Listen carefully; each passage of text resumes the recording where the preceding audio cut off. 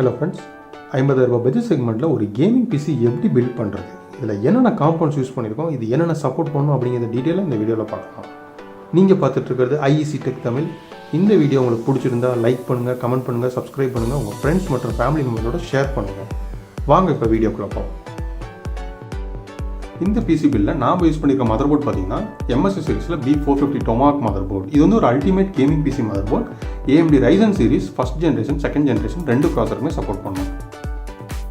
இந்த மதர்போர்டுக்கு ப்ராசஸர்னு பார்க்கையில் AMD Ryzen 5 சீரிஸில் 2400G ப்ராசஸர் நான் யூஸ் பண்ணியிருக்கேன். இந்த ப்ராசஸர் இன்பில்ட் இன்டெகிரேட்டட் கிராஃபிக்ஸ் கார்டோட வரதுனால தனியாக நம்ம எக்ஸ்டர்னலாக ஒரு கிராஃபிக்ஸ் கார்டு போடணுன்னு அவசியம் இருக்காது. இந்த சீரீஸில் நான் யூஸ் பண்ணியிருக்க கேபினெட் பார்த்தீங்கன்னா கூலர் மாஸ்டரில் Masterbox LITE RGB கேபினெட். இது வந்து ஒரு RGB கேபினெட்டுங்கிறதுனால டஃப் அண்ட் கிளாஸோட வருது. ஃப்ரண்ட்டில் 3 RGB ஃபேனும் ரியரில் ஒரு ஃபேனும் கொடுத்துருக்காங்க. அதுபோக இது வந்து ஒரு டாப் வென்டிலேஷன் மாடலும் கூட.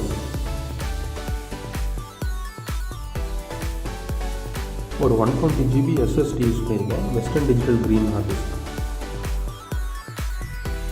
Seagateல 2TB இன்டர்னல் ஹார்ட் டிரைவ். Corsairல 550 வாட் பவர் சப்ளை.